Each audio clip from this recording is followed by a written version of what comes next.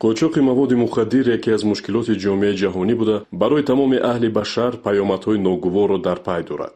ашхосе ки ба ин ҷиноят даст мезананд, ба сарнавишти инсонҳо бетафовут буда, танҳо дар фикри ба даст овардани даромади муфт ҳастанд ва бадин васила ҷони ҳазорон сокини сайёраро дар хатар мегузоранд. Кумитаи давлатии амнияти миллии ҷумҳурии Тоҷикистон барои ошкор ва пешгирӣ намудани мақсадҳои нопоки гурӯҳҳои ҷинояткори начаҷалоб аз шеваҳои гуногуни фаъолияти оперативии ҷустуҷӯӣ кор мегиранд, то нагузоранд ки ҷинояткорон нақшаҳои хатарзои худро амалӣ созанд.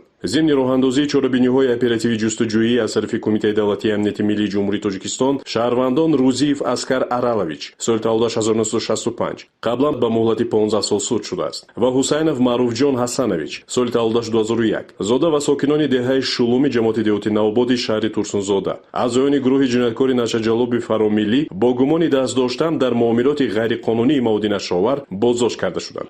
حاجی ما را زنگ زد گفت که با مواد مخدر 30 کیلو بار هست همینا گذراندن در کو.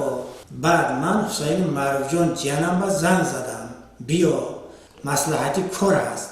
معروف جان با حاجی شناس کردم. معروف جان مواد مخدر آورده است بود کارمندان امنیت ملی مرا همینجا دستگیر کرده آورد.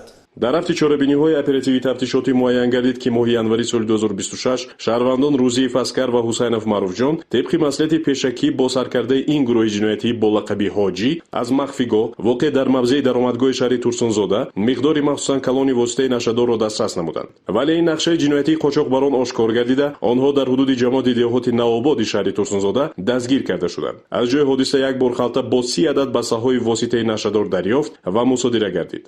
мувофиқи ташхиси экспертизаи суддӣ, маводи мухаддири мусодирашуда навъҳои ҳашиш ва афюн буда, вазни холиси он дар маҷмӯъ 30 килограммро ташкил медиҳад. Рӯзи Аскарали мада занг задай гуфт ки регар биё сентр. майли гуфтам. ҳоҷи қати ман гап задам. ҳоҷи гуфтанд ки ҳоҷи шумода 30 кило афюн мета. гирифтам, рафт иста будам.